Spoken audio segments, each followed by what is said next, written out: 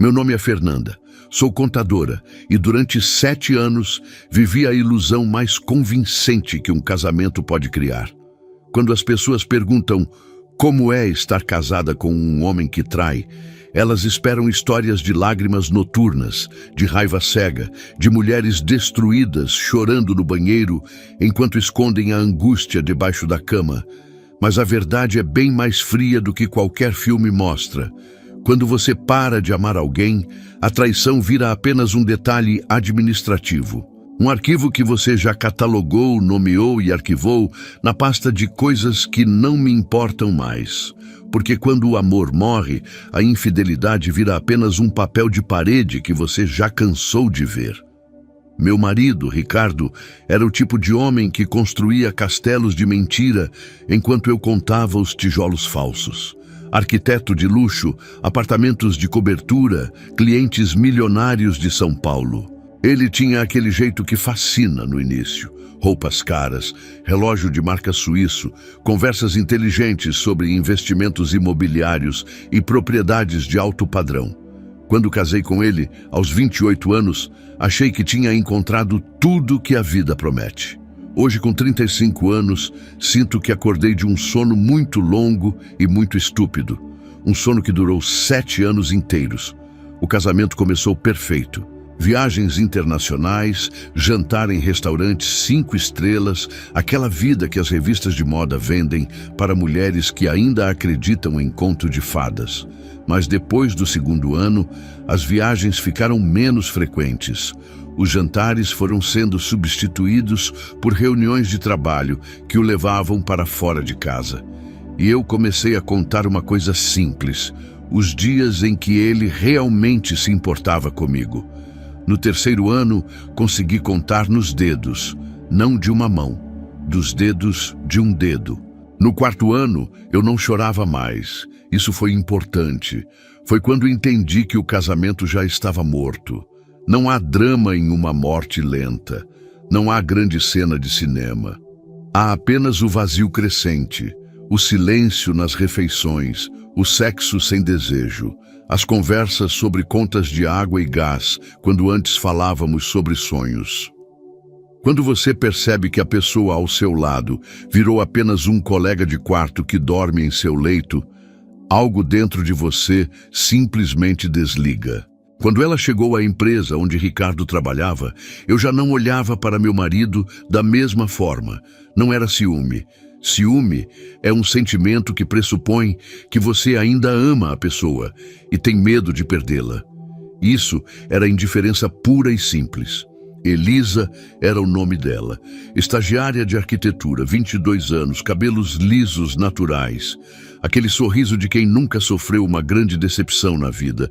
Eu a vi nas fotos do Instagram dele, nas que ele achava que eu não veria, mas que deixava públicas sem nenhum pudor, como se quisesse que eu soubesse.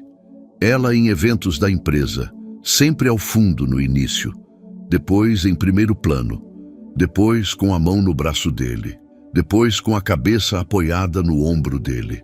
A primeira vez que tive certeza de que era algo sério foi uma terça-feira chuvosa de abril. Ricardo saiu do trabalho e disse que tinha reunião com um cliente em São Paulo. Viagem rápida, volta quinta à noite, ele disse com aquele tom casual que os homens usam quando estão mentindo. Eu fingia aceitar com aquele aceno de cabeça automático que as esposas enganadas aperfeiçoam ao longo dos anos. Mas eu já tinha parado de acreditar em suas histórias 3 meses antes, quando comecei a notar os perfumes diferentes na gravata, as mensagens que ele deletava rápido demais quando eu entrava no cômodo. Naquela noite, depois que ele saiu, eu acessei tudo. Cartão de crédito compartilhado, aplicativo de banco, tudo aquilo que 7 anos de casamento e confiança te permitem acessar legalmente. Hotel em São Paulo, sim, mas não era qualquer hotel. Era aquele hotel de luxo na Avenida Paulista, aquele com a suíte presidencial com frigobar à temperatura perfeita, banheira de hidromassagem, aquela cama redonda gigante que os hotéis boutique adoram colocar para casais em lua de mel. Ele reservou para 2. 2 diárias no cartão compartilhado. R$ 250 em champanhe, 430 em frutos do mar no quarto. Enquanto isso, eu estava em casa, com as contas do mês para pagar, os impostos de propriedade do apartamento que era só dele, a manutenção do carro que era só dele, os gastos com a vida que era fundamentalmente só dele. Eu ganhava bem, mas não tão bem quanto ele. Essa era a dinâmica. Ele ganhava mais, então ele controlava mais. Ele comprava mais, então ele existia mais. Eu apenas apoiava, recebia, agradecia. O que me surpreendeu foi que não chorei quando descobri. Isso foi o ponto de virada. Achei que haveria drama, aquele sentimento grande e incontrolável que as histórias de infidelidade prometem. Raiva cega, tristeza avassaladora, aquela cena de filme onde a mulher tira toda a roupa dele da penteadeira e joga pela janela. Mas havia apenas um vazio. Um vazio tão profundo e tão frio que virou libertação. Porque naquele momento eu entendi com clareza cristalina. Eu já tinha saído desse casamento sem nunca ter literalmente saído da casa. Meu corpo ainda morava ali, mas meu espírito já tinha ido embora há muito tempo. Os meses que se seguiram foram um teatro perfeito. Ele voltava para casa com presentes que ele achava que eram meu gosto, mas que eram exatamente o gosto dela. Um lenço de seda de marca francesa que eu nunca usaria. Flores importadas, chocolates belga caros, como se estivesse compensando uma culpa que eu não sentia em relação a mim mesma. Eu aceitava tudo com aquele sorriso vazio que aprendi a perfeccionar nos 7 anos anteriores. Obrigada, querido. Eu dizia com aquela voz doce que as esposas usam. E ele se sentia em paz novamente, em paz consigo mesmo, porque homens infiéis vivem em paz quando suas esposas fingem dormir. Naquele período, enquanto ele construía seu romance barato com a estagiária, eu fiz algo que ninguém, absolutamente ninguém, esperaria. Comecei a trabalhar para mim mesma, silenciosamente, como uma máquina. Abri uma consultoria de contabilidade fiscal que ele nem sabia que existia. Usava os computadores da biblioteca pública, criava as contas em nome de uma empresa fantasma, tudo dentro da legalidade, mas tudo completamente invisível para ele. Foram 6 meses de trabalho noturno, enquanto ele dormia profundamente ao meu lado, enquanto ele estava em reuniões com a estagiária, enquanto ele comprava roupas caras para ela com o dinheiro que dizia ser restrito. Quanto tempo levou para ganhar mais sozinha do que ganhava em 1 ano inteiro na empresa anterior? 6 meses, metade de 1 ano. Eu estava construindo minha saída em silêncio, tijolo por tijolo, contrato por contrato. A coincidência chegou em um sábado chuvoso de julho. Eu estava em uma padaria perto de casa, aquela que fica na rua onde morávamos. E então a vi, Elisa, com Ricardo, de mãos dadas, caminhando pela rua como se fossem um casal de verdade, como se meu casamento não existisse, como se eu não existisse. E aqui está o ponto que ninguém consegue entender quando ouço essa história. Eu não senti nada, absolutamente nada. Nem raiva cega que queima as veias, nem tristeza que te faz chorar na rua, nem aquele sentimento de traição que as novelas prometem. Meu coração não acelerou, meu corpo não tremeu, minhas mãos não suaram, eu simplesmente observei, como quem vê um ator fazer seu papel em uma peça de teatro ruim, como quem assiste a um comercial de shampoo durante o intervalo de um programa importante. E naquele exato instante, eu soube que era hora de encerrar essa apresentação de uma vez por todas. Não dirigi para casa aos prantos, não liguei para minhas amigas desesperada. Não fiz nenhuma daquelas coisas que as mulheres traídas deveriam fazer segundo o roteiro da vida. Eu dirigi calmamente para a clínica do meu advogado. Sim, eu já tinha um advogado. Já tinha conversado com ele 2 semanas antes. Já havia planejado cada detalhe da separação como se fosse um projeto de arquitetura, porque eu aprendera bem com Ricardo como estruturar as coisas corretamente. Liguei, marquei uma sessão de emergência, entrei em seu escritório e simplesmente disse: quero divórcio. Tenho 6 meses de renda adicional documentada. Tenho economia própria que ele não sabe que existe. Tenho um plano de ação. Vamos fazer isso agora. Meu advogado, um homem de 60 anos que havia visto centenas de divórcios amargos, olhou para mim com uma expressão que eu nunca vou esquecer. Era respeito, puro respeito. Você está absolutamente certa. Vamos destruir este homem legalmente, ele disse. E foi exatamente isso que fizemos. Enquanto Ricardo dormia naquela noite, dormia profundamente, provavelmente sonhando com seu romance barato, eu digitei uma mensagem simples e elegante para seu WhatsApp. Sua reunião de sábado ficou muito bonita. Pedi ao meu advogado para enviar os papéis do divórcio na segunda-feira pela manhã. Você pode ficar com a casa que é só sua, o carro que é só seu e a vida que é fundamentalmente só sua. Ah, e sobre a estagiária, ela também é só sua agora. Boa sorte com tudo. Fernanda. Ele acordou desesperado. Ligou, mandou mensagens, tentou conversar. Disse que era apenas um erro, uma fraqueza, que ele ainda me amava, que tudo tinha sido uma loucura. Mas era tarde demais. Não porque ele tivesse traído. Isso era apenas o sintoma. Era tarde demais porque eu já tinha saído. Porque enquanto ele estava gastando dinheiro em hotéis 5 estrelas com uma garota de 22 anos, eu estava construindo meu futuro como quem constrói uma casa. Alicerce sólido, paredes estruturadas, teto à prova de chuva. Os papéis chegaram na segunda-feira. Ele contratou o melhor advogado que o dinheiro dele podia comprar, mas eu tinha algo que dinheiro não compra. Documentação perfeita, 6 meses de renda comprovada que ele não sabia que existia.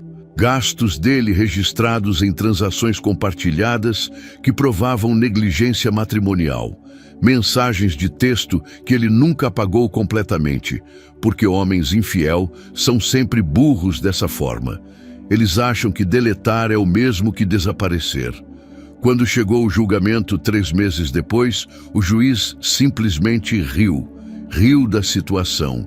Riu do fato de Ricardo estar ali se defendendo de acusações que ele mesmo havia comprovado através de seus próprios hábitos de gastos. Eu ganhei a separação em termos que Ricardo nunca imaginou que perderia. Não porque eu tenha pedido muito, mas porque ele tinha tanto a perder. A casa foi dividida, metade para mim, metade para ele, que precisou vender sua parte rapidamente porque descobriu que a estagiária não o amava tanto quando ele ficou quebrado. Meus ganhos dos últimos 6 meses foram declarados como renda legítima minha.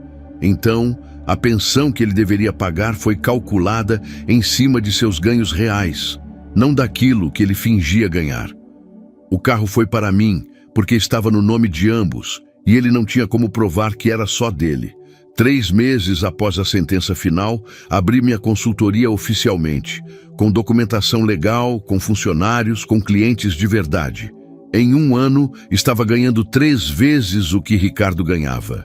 Em 2 anos, tinha expandido para 3 cidades.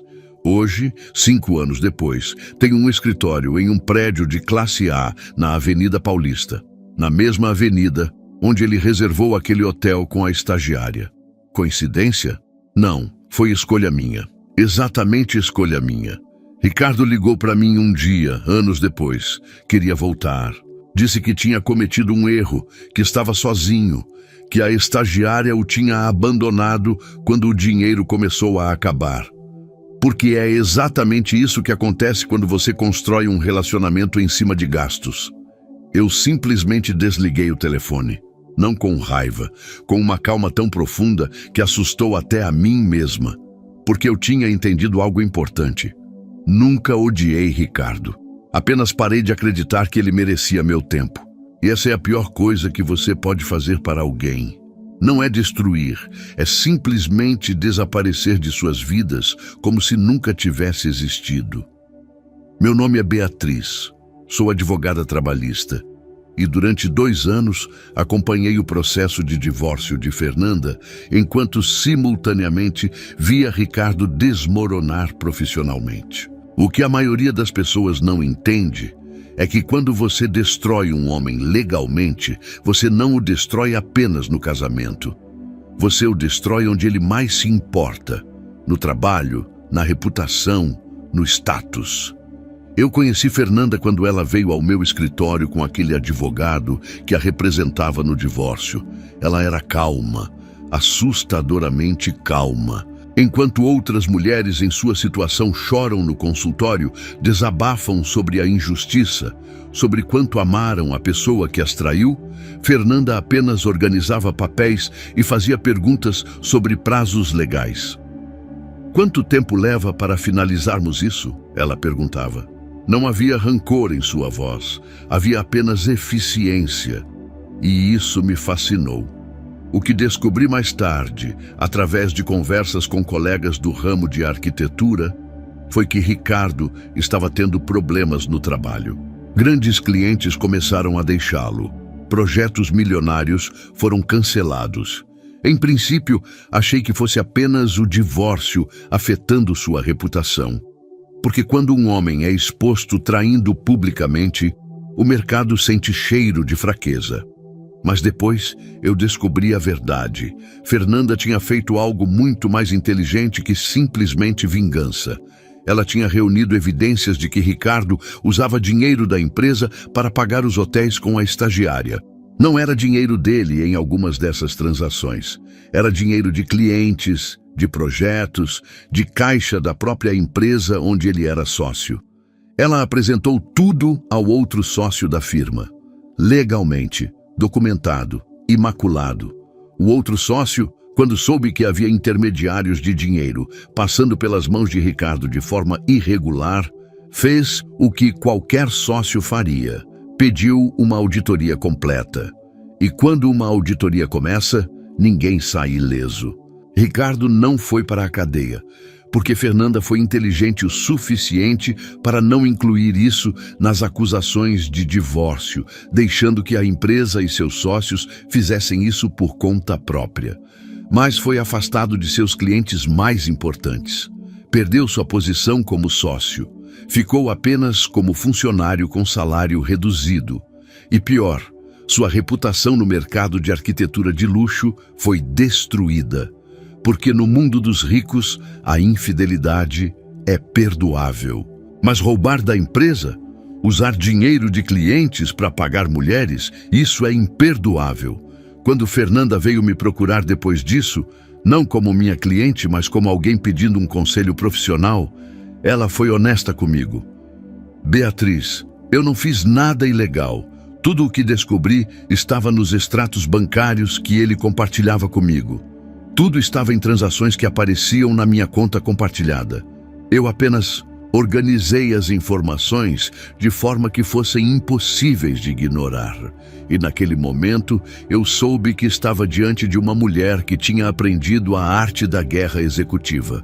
O que mais me impressionou foi quando ela me disse: "Não faço isso por raiva, Beatriz. Faço porque preciso garantir que ele nunca tenha poder sobre mim novamente. Que ele nunca tenha dinheiro suficiente para me prejudicar. Que ele entenda que quando você subestima alguém, aquele alguém tem todo o tempo do mundo para se preparar. E eu me preparei." Naquele instante, eu entendi por que ela nunca havia chorado. Porque ela nunca havia parado de pensar. Enquanto Ricardo dormia ao seu lado, enquanto Ricardo gastava dinheiro com a estagiária, Fernanda estava acordada, pensando, planejando, documentando. Há 5 anos, Ricardo tentou conversar comigo em uma festa. Ele ainda era arquiteto, mas trabalha em projetos pequenos, casas de classe média, nada como os edifícios de luxo que costumava projetar. Ele me pediu como se fosse um segredo: como é que Fernanda conseguiu fazer tudo aquilo? Como ela destruiu minha carreira sem fazer nada visível? Ele perguntou. Eu simplesmente sorri. Ricardo, você destruiu sua própria carreira. Fernanda apenas organizou as evidências que você mesmo criou. Você traiu ela, Gastou dinheiro que não era exatamente seu para fazer isso. E depois esperou que ela simplesmente aceitasse. Ela não aceitou. Ela agiu. E agora você está vivendo as consequências de subestimar uma mulher inteligente. Depois daquele encontro, não o vi mais. Ouvi dizer que ele saiu de São Paulo, foi para o interior, tenta reconstruir sua carreira longe dos olhos de quem o conhece. Elisa, a estagiária, casou-se com um dentista 2 anos depois. Completamente diferente de Ricardo. Um homem com menos dinheiro, menos prestígio, mas aparentemente mais fiel. A vida às vezes tem um senso de humor. Hoje, quando falo sobre o caso Fernanda Ricardo com outras mulheres que chegam ao meu escritório destruídas por infidelidade, eu lhes digo a mesma coisa. Não chore, não grite, não bata pratos. Apenas fique acordada enquanto ele dorme. Apenas organize o que ele deixa espalhado. Apenas transforme a traição dele em sua oportunidade. Porque a verdade que ninguém quer ouvir é que a melhor vingança não é destruir. É prosperar enquanto aquele que te prejudicou desmorona por suas próprias escolhas. E Fernanda entendeu isso perfeitamente. Meu nome é Elisa. E eu sou a garota que ninguém esperava ouvir nesta história. Quando as pessoas falam sobre o caso Fernanda e Ricardo, elas falam sobre um homem infiel e uma mulher traída. Mas ninguém fala sobre a garota que estava no meio, completamente cega para o que estava acontecendo. Eu era uma estagiária, tinha 22 anos. Tinha 22 anos e achava que estava vivendo um romance de filme. Ricardo me seduziu de forma tão simples, tão sistemática, tão intencional, que levou anos para eu entender o que tinha acontecido. Ele vinha ao escritório onde eu estagiava, um escritório de arquitetura onde ele era praticamente um deus, e começava a notar coisas em mim. Que brinco bonito, ele dizia. Seus olhos refletem a luz de forma interessante. Coisas pequenas. Coisas que fizeram uma garota de 22 anos se sentir especial, importante, desejada por alguém que tinha dinheiro, posição, tudo o que eu nunca teria. Eu sabia que ele era casado, claro que sabia, mas ele dizia que seu casamento já estava morto, que sua esposa não o amava mais, que eles dormiam em quartos separados, que viviam uma farsa. Todas as coisas que homens casados dizem para garotas jovens. E eu acreditava, porque eu tinha 22 anos e acreditava em histórias. Acreditava que o amor verdadeiro transcende casamentos feitos em papel. Acreditava que se 2 corações se conectam, nada mais importa. Os primeiros meses foram mágicos, hotéis de luxo onde eu nunca havia estado, champanhe francês, conversas sobre seus sonhos de continuar viajando pelo mundo, de se divorciar logo e recomeçar comigo. Ele falava sobre como tínhamos uma conexão especial, como ninguém nunca o havia entendido da forma que eu entendia. Como ele se sentia vivo novamente depois de anos de morte emocional. E eu acreditava em cada palavra, porque ele era rico, porque era bem-sucedido, porque parecia saber exatamente o que dizer para me fazer se sentir amada. Levou 1 ano para eu perceber que as promessas de divórcio nunca se materializavam. Preciso dar tempo para ela entender, ele dizia. Não posso sair de um dia para o outro, vai parecer abrupto. Mais 1 mês, dizia ele. Mais um tempo, prometia. Enquanto isso, continuávamos nos encontrando em hotéis, continuávamos naquele limbo de quase casal, continuávamos naquele relacionamento que ele tinha comigo e que ele tinha com ela em casa. Quando o divórcio finalmente começou, eu pensei que era o começo do final, o começo da nossa vida juntos. Mas o que aconteceu foi muito diferente. De repente, Ricardo estava assustado. Assustado com os papéis, com os valores que teria de pagar, com as consequências legais que estavam aparecendo. E conforme o processo avançava, conforme ele descobria que Fernanda tinha documentado tudo, que havia ganhos que ele não sabia que ela possuía, que haveria consequências profissionais, ele começou a mudar. Primeiro, ele começou a me culpar. Se você não tivesse entrado em minha vida, nada disso teria acontecido, ele disse em um dos nossos últimos encontros. Depois, quando as coisas pioraram no trabalho, quando seu sócio o confrontou sobre as transações irregulares, ele simplesmente desapareceu. Não bloqueou meu número, não terminou comigo formalmente, apenas desapareceu. Parou de responder mensagens, parou de ligar, parou de existir na minha vida como havia aparecido. Levou meses para eu entender o que tinha acontecido. Levou ainda mais tempo para eu entender que o que Ricardo tinha me oferecido era apenas uma ilusão. Que aquele homem que me fazia se sentir especial era apenas um predador emocional que sabia exatamente como manipular uma garota jovem. Que enquanto ele me abraçava, ele dizia à sua esposa que a amava. Que enquanto ele prometia um futuro comigo, ele estava assinando papéis de divórcio que o destruíram profissionalmente. O pior não foi quando ele desapareceu. O pior foi quando descobri que tudo, cada detalhe, cada movimento, cada promessa tinha sido documentado. Quando descobri que Fernanda sabia. Que Fernanda, enquanto eu dormia ao lado de seu marido em hotéis caros, estava acordada, documentando, planejando. Fernanda não era vítima. Ela era estrategista e eu era apenas um peão em seu tabuleiro. Anos depois, quando consegui reconstruir minha vida, quando conheci um homem que realmente me amou, que realmente quis estar comigo completamente, sem mentiras, sem promessas falsas, eu finalmente entendi o que Fernanda já sabia.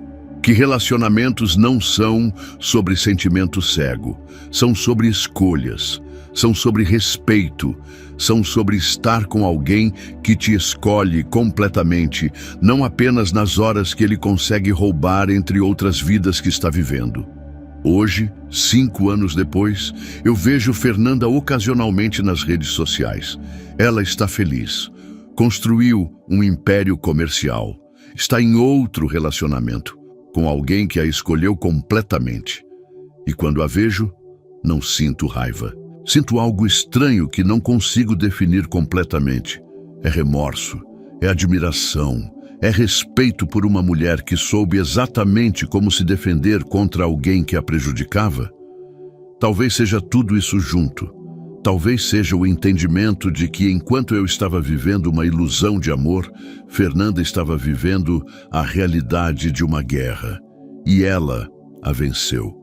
Não com lágrimas, não com gritos, mas com a frieza de alguém que acorda de um longo sono e finalmente vê o tabuleiro com clareza.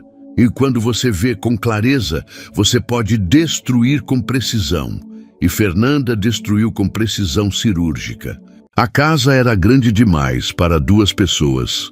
Lúcia Fernanda sabia disso desde o primeiro dia, quando cruzou aquele portão de ferro forjado na zona sul de São Paulo, com uma mala de pano e um casamento de 3 meses às costas. O ar era diferente ali, pesado, carregado de expectativa e julgamento silencioso. Seu marido, Roberto, era o mais velho de 3 filhos. Herdeiro, aquele que receberia tudo quando o tempo chegasse. Mas o tempo virou doença. E a doença virou urgência. Seu pai, Osvaldo, começou a esquecer as coisas em outubro.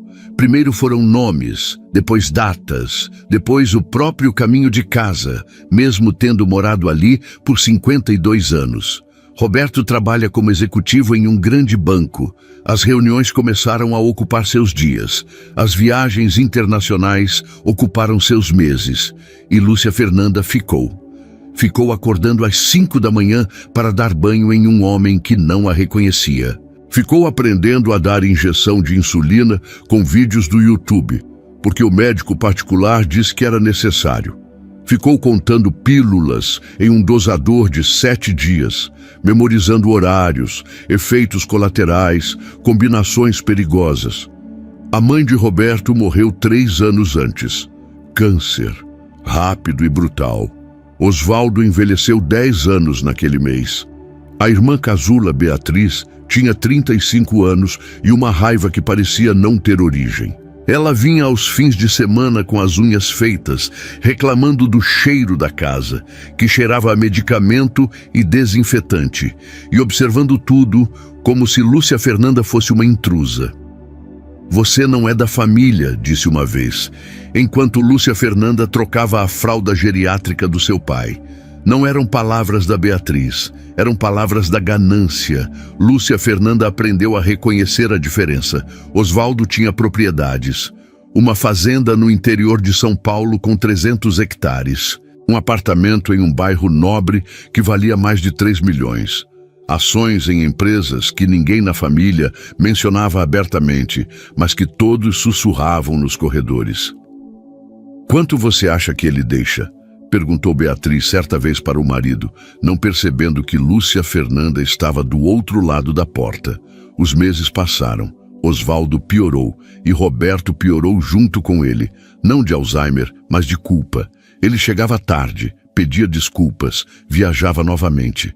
As ligações para casa ficaram mais curtas e menos frequentes. Lúcia Fernanda não reclamou.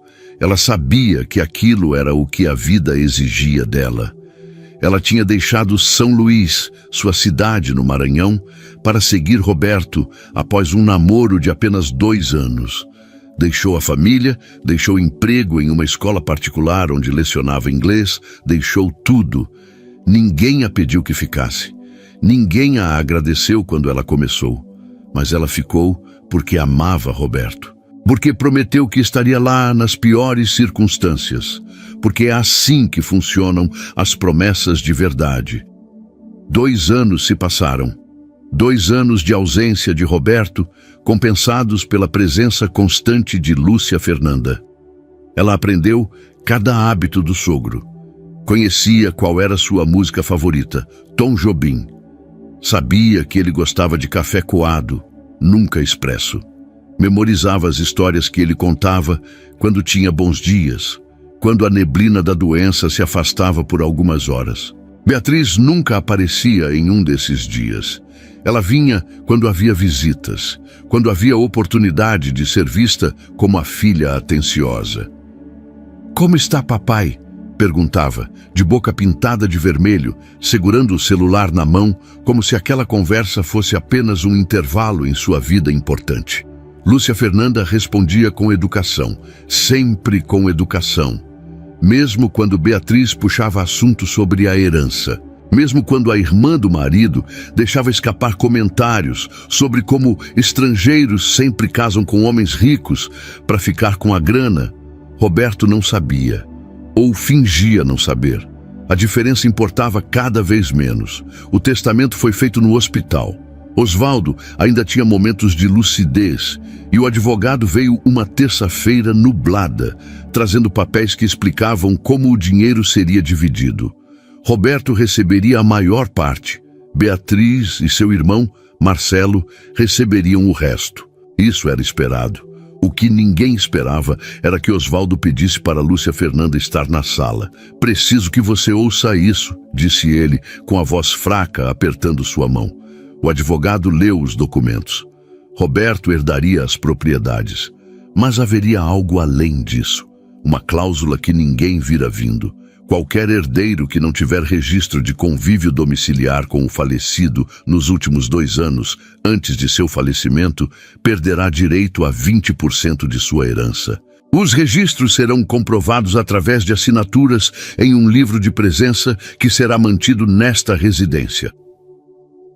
Beatriz não era tola. Ela compreendeu imediatamente.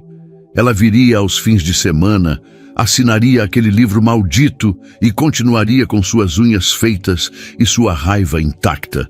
Mas Osvaldo conhecia sua filha. Ele sabia que ela desistiria depois de 2 meses. Ele sabia que ela não aguentaria fingir. E se desistisse, perderia.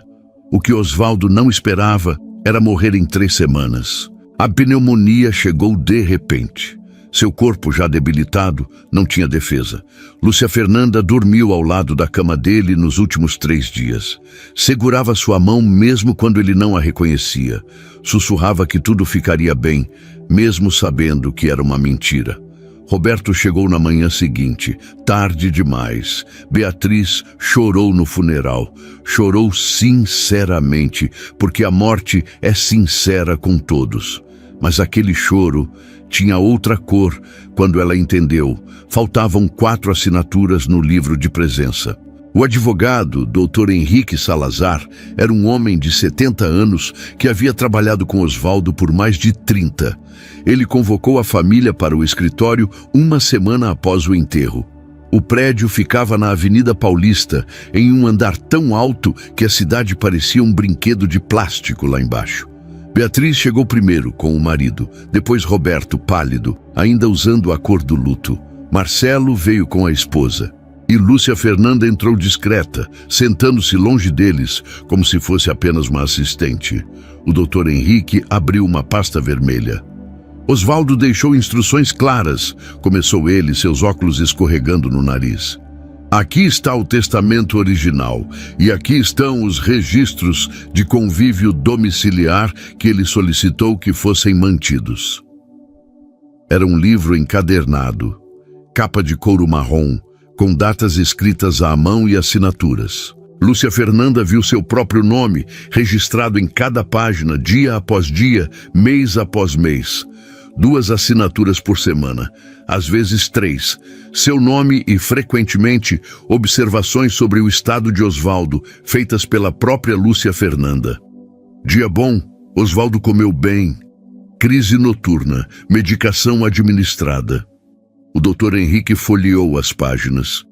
Beatriz, você assinou 23 vezes em 2 anos. Marcelo, 47 vezes. Roberto... Ele pausou, olhando para o homem que, pálido, ficou ainda mais branco. Roberto não compareceu em uma única ocasião. O silêncio foi aquele tipo que dói nos ouvidos. Portanto, continuou o advogado, de acordo com a cláusula de convívio domiciliar, a distribuição será modificada. Roberto perderá 20% de sua herança por não ter cumprido a condição estabelecida. Beatriz perderá 77% da sua herança pelas mesmas razões. Marcelo perderá 53%. Beatriz se mexeu. Sua voz saiu alta demais, estridente. Isso é injusto. Ele estava doente. Nós tínhamos nossas vidas. O Dr. Henrique continuou como se ela não tivesse falado. Osvaldo previu essa reação, por isso deixou uma carta, uma para cada um de vocês. Ele distribuiu envelopes brancos. Cada um recebeu o seu. Roberto abriu com as mãos tremendo. A carta dizia: querido filho, você escolheu sua carreira. Isso é um direito seu, mas direitos têm custos. Espero que você use a porção que lhe resto para aprender que não existe dinheiro no mundo que substitua a presença. Que você não cometa meu erro com Lúcia Fernanda. Ela sacrificou mais por você do que você jamais soube. Beatriz abriu a sua. Lúcia Fernanda viu as páginas brancas vibrar em suas mãos. Minha filha, você nunca entendeu que família não é um negócio. Você vinha assinando um livro, não visitando um pai. Eu sentia a diferença.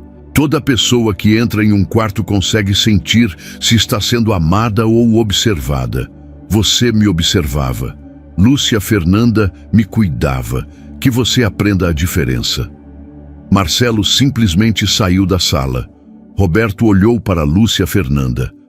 Havia algo em seu olhar que era novo, ou talvez antigo, perdido há muito tempo. Era reconhecimento e remorso. Há mais, disse o Dr. Henrique. Ele abriu um segundo envelope, maior este. Osvaldo fez uma doação substancial para que Lúcia Fernanda recebesse uma educação continuada. Ele a considerava sua filha. Tecnicamente, legalmente, ela também era beneficiária do seu testamento. A doação foi feita em forma de fundo fiduciário em seu nome, que será liberado no próximo ano. O valor foi mencionado, R$ 200 mil. Não era uma fortuna ao lado do que os filhos receberiam, mas era suficiente. Era uma declaração. Era reconhecimento escrito em dinheiro. Beatriz levantou da cadeira com tanta força que ela caiu para trás. Você o manipulou, aquela estrangeira. Não, cortou o Dr. Henrique, sua voz fria como vidro. Osvaldo foi absolutamente lúcido quando criou essas disposições. Eu sou sua testemunha legal e ele deixou uma gravação. Ele antecipou que essa seria a sua reação, Beatriz. O advogado apertou um botão. A voz de Osvaldo ecoou pela sala, fraca, mas clara.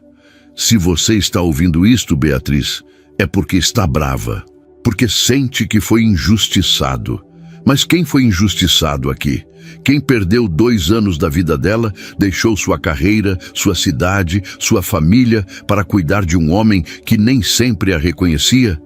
Lúcia Fernanda fez isso com amor, sem ressentimento, sem contar horas, sem fotografar nada para redes sociais, sem dizer a ninguém o sacrifício que estava fazendo. Ela apenas fez, porque ama meu filho e, por extensão, me amou. A gravação pausou. Você, minha filha, veio quando havia conveniência. Você me amava quando havia razão. Que você aprenda o valor de amar sem pedir retorno. Que você escolha ser diferente, porque ainda é tempo. A gravação terminou. O Dr. Henrique pegou uma folha de papel. Existe um último detalhe. Osvaldo deixou uma instrução que Lúcia Fernanda recebesse também todas as joias de sua mãe. Aquela pulseira de ouro branco com diamantes, o anel de esmeralda, os colares de pérola, tudo. Ele sentia que a mãe dele teria desejado isso. Beatriz saiu da sala. Sua saída não foi dramática. Não foi uma tempestade, foi uma retirada simples e deprimente, como um jogador que finalmente entendeu que perdeu. Roberto permaneceu, e pela primeira vez em uma década ele chorou de verdade em frente à sua esposa. Eu não sabia, sussurrou. Eu não sabia nada do que você estava fazendo. Eu sei, respondeu Lúcia Fernanda. Sua voz era morna, nem perdoadora, nem acusadora. Apenas verdadeira. Ele me pediu para não contar. Ele disse que você precisava aprender sozinho o que importa. Roberto olhou para o Dr. Henrique. Quanto ela ganhou com tudo isso? O advogado folheou os papéis. 345 mil reais, quando somadas todas as disposições. As joias valem aproximadamente 80 mil reais. É uma quantia significativa, mas está longe do valor total da herança. Osvaldo estava certo em sua avaliação. Ele não estava recompensando Lúcia Fernanda, estava reconhecendo-a. E era verdade. Não era fortuna. Era justiça. Era o tipo de justiça que não tem preço, porque vem do coração de alguém que viu de verdade. O tempo tem uma forma estranha de mudar as coisas. Lúcia Fernanda aprendeu isso nos meses que se seguiram. Não é como a gente espera. Não é uma transformação mágica de um dia para o outro. É lento, doloroso às vezes. Outras vezes é tão suave que você só percebe quando está tudo diferente. Roberto pediu desculpas na semana seguinte. Não foram desculpas vazias, daquelas que as pessoas dão para preencher silêncios.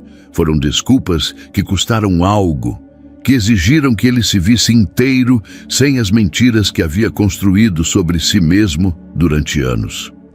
Eu sabia que você estava cuidando dele, disse Roberto, em uma noite em que ficaram sentados na varanda, olhando para a rua escura.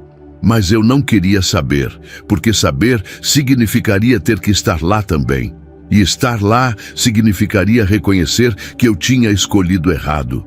Que minha carreira, meu dinheiro, minha vida importantes eram menos importantes do que um homem que não me reconhecia mais.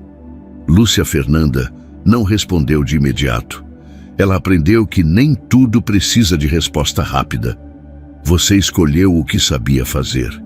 Ela finalmente disse: trabalhar, ganhar dinheiro, provar algo para você mesmo, não era errado, apenas era incompleto. E você? Eu escolhi amar você, e por amor a você, cuidei do seu pai. Não era incompleto.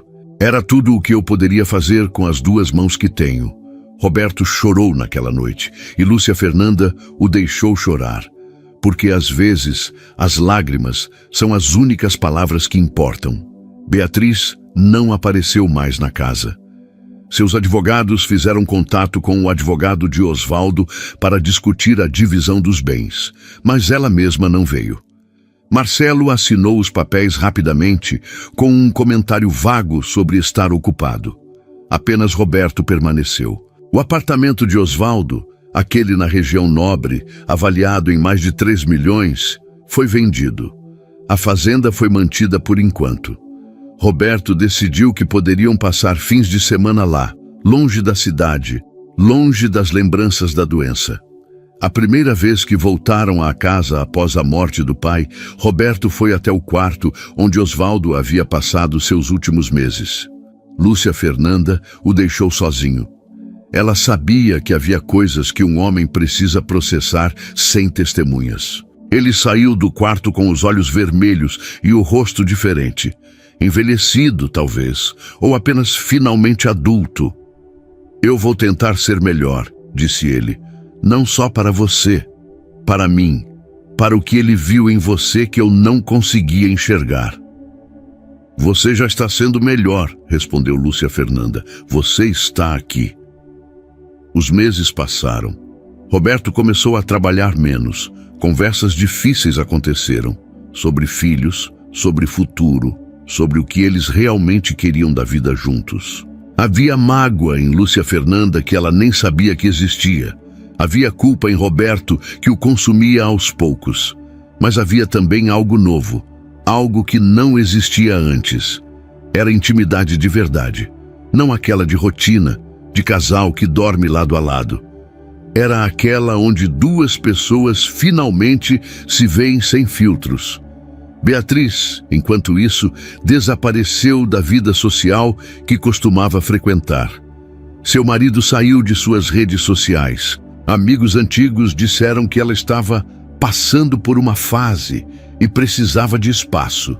Ninguém sabia ao certo o que havia acontecido. Mas Lúcia Fernanda, de vez em quando, recebia notícias através de conhecidos. Beatriz havia deixado o marido. Havia vendido a bolsa de designer que costumava carregar. Havia se matriculado em um curso de psicologia, como se finalmente entendesse que havia algo quebrado dentro dela que precisava de reparo. Uma tarde, quase 1 ano após a morte de Osvaldo, a campainha tocou. Lúcia Fernanda abriu a porta. Era Beatriz. Mas não era a Beatriz que ela conhecia. Essa mulher tinha os cabelos presos de forma simples. Não havia maquiagem. Seus olhos eram diferentes. Havia algo como humildade ali, ou talvez apenas honestidade. Eu gostaria de conversar com você, disse Beatriz. Apenas com você, sem Roberto. Lúcia Fernanda hesitou. Roberto havia saído para trabalhar. Sim, ele ainda trabalhava, mas agora era diferente, mais equilibrado. Ele estava só em sua decisão, não em fuga dela. Tudo bem, respondeu Lúcia Fernanda, abrindo a porta um pouco mais. Elas se sentaram na cozinha. A mesma cozinha onde Lúcia Fernanda havia feito centenas de refeições para Osvaldo, onde havia aprendido seus pratos favoritos, onde havia derramado lágrimas silenciosas de cansaço. Eu vim aqui para te pedir desculpas, disse Beatriz, e sua voz tremeu como a de uma menina. Eu sou uma mulher horrível. Eu sempre fui. Minha mãe morreu quando eu era pequena e meu pai... Eu nunca consegui perdoá-lo por recasar, por trazer você para nossas vidas. Eu a via como a intrusa, como a mulher que tirou meu pai de mim. Lúcia Fernanda ouviu em silêncio. Quando meu pai ficou doente, eu tinha a chance de estar com ele. Mas eu escolhi ficar longe porque estar perto dele significaria estar perto de você. E a ideia de que você pudesse ser importante para ele me consumia de raiva. Eu quis que ele te desse as costas, quis que ele a mandasse embora, porque se ele fizesse isso, eu poderia fingir que você nunca havia existido. E agora? Perguntou Lúcia Fernanda. Agora eu escuto essa gravação que meu pai deixou em minha cabeça todos os dias. Que você aprenda o valor de amar sem pedir retorno. Ele estava falando sobre você, mas ele também estava falando sobre mim, sobre o que eu nunca aprendi a fazer. Estou cansada, Lúcia. Estou cansada de estar brava com o mundo. Lúcia Fernanda se moveu. Ela pegou a mão de Beatriz e a apertou. Não era perdão. Ainda era cedo demais para isso, mas era abertura. Era reconhecimento de que duas mulheres, que começaram como inimigas, poderiam ser algo diferente. Seu pai disse uma coisa para mim uma semana antes de morrer, falou Lúcia Fernanda. Ele me pediu para ter paciência com você. Ele disse que você era como um fruto verde, que ainda não estava doce, mas que tinha potencial. Ele acreditava que você poderia mudar. Beatriz chorou. E desta vez, não foi choro de raiva. Era choro de dor que finalmente estava sendo libertada. 3 anos.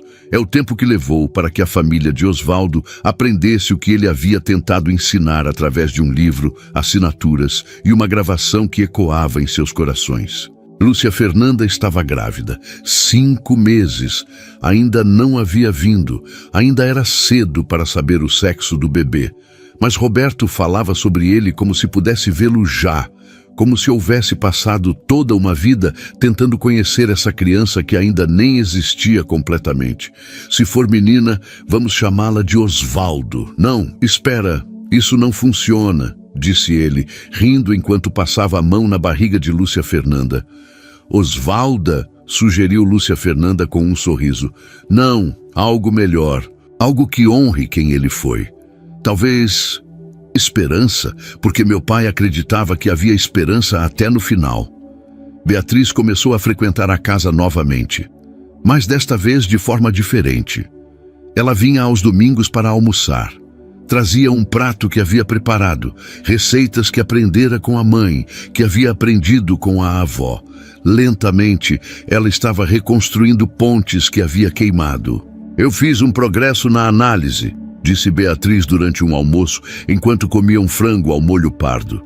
Meu terapeuta disse que minha raiva vinha de um lugar de abandono, que eu nunca senti que era suficiente para meu pai depois que minha mãe morreu, que quando você chegou, eu senti como se tivesse perdido completamente. E agora? Perguntou Lúcia Fernanda. Agora eu entendo que não era sobre você, era sobre mim. Está sendo muito difícil admitir isso, porque significa reconhecer que perdi tempo, que fiz mal para pessoas que não mereciam. Roberto colocou a mão no ombro de sua irmã. Você está aqui agora, isso é o que importa. Marcelo também havia mudado, à sua maneira silenciosa. Ele visitava a propriedade do interior com mais frequência. Havia trazido 2 filhos na última vez, crianças que corriam pela terra vermelha como se aquele lugar fosse um reino. Ele não falava muito sobre seus sentimentos. Homens como Marcelo raramente fazem, mas sua presença regular era uma resposta que não precisava de palavras. A fazenda havia se transformado. Roberto havia contratado pessoas para restaurar a casa principal, que havia caído em certo estado de negligência. Nos fins de semana, a família inteira se reunia lá. Beatriz trazia seu novo companheiro, um homem quieto que ela havia conhecido no curso de psicologia. Marcelo vinha com seus filhos. E Lúcia Fernanda sempre estava lá. Osvaldo havia deixado cartas também, cartas que foram entregues em diferentes momentos. Uma para Roberto no primeiro aniversário de sua morte, uma para Beatriz no seu 36º aniversário, uma para Marcelo, que chegou de forma inesperada, levada por um carteiro que encontrou o endereço em um envelope antigo. A carta para Lúcia Fernanda chegou no dia em que ela anunciou a gravidez. Ela a abriu com as mãos tremendo. Minha querida Lúcia Fernanda, se você está lendo isto, é porque está grávida.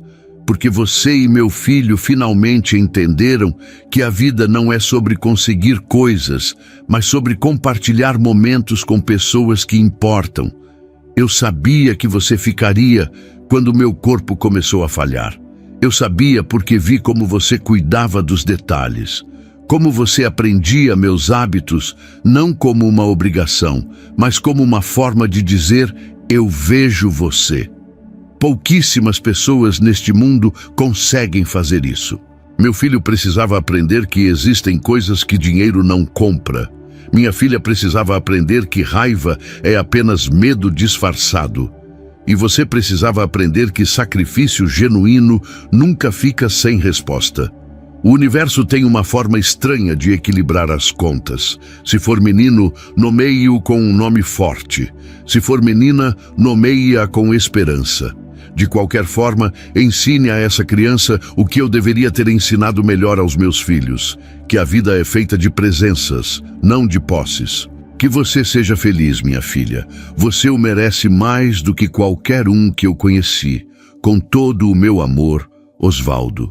Lúcia Fernanda guardou a carta contra seu peito e naquela noite desceu para o quarto que havia sido de Osvaldo. Roberto a encontrou lá, sentada na cama vazia em silêncio. Ele se sentou ao seu lado, não disse nada, apenas colocou a mão em cima da dela, que descansava sobre sua barriga. Como você quer chamá-la? Perguntou ele finalmente. Esperança, respondeu Lúcia Fernanda. Esperança, como seu pai desejou. E assim, meses depois, quando a menina nasceu sob um céu cheio de estrelas, em um hospital em São Paulo, ela foi chamada de Esperança. Uma criança que era prova de que o amor, quando genuíno, sempre encontra seu caminho. Que sacrifício verdadeiro não é invisível, é apenas reconhecido de formas que transcendem o imediato. Beatriz foi uma das primeiras a conhecer a menina. E quando segurou a criança nos braços, ela chorou.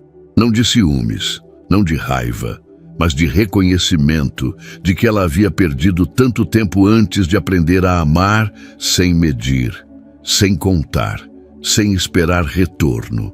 A vida de Lúcia Fernanda não ficou perfeita. Roberto ainda trabalhava demais às vezes. Beatriz ainda tinha dias em que sua raiva antiga ameaçava ressurgir. Mas eles aprenderam algo que Osvaldo havia tentado ensinar através da morte. Que família é construída dia após dia, assinatura após assinatura, presença após presença. E que, às vezes, a maior herança que alguém pode deixar não é dinheiro ou propriedades, é a lição de que pessoas importam, que estar lá importa, que reconhecer o sacrifício de alguém é o ato mais revolucionário de amor que existe. Esperança cresceria em um lar onde essa lição havia sido finalmente custosamente aprendida. E talvez, quando ela tivesse idade de entender, contassem a ela a história do avô que nunca conheceu, do livro com assinaturas, da gravação que mudou tudo, da mulher que amou sem esperar retorno e da família que finalmente aprendeu a vê-la.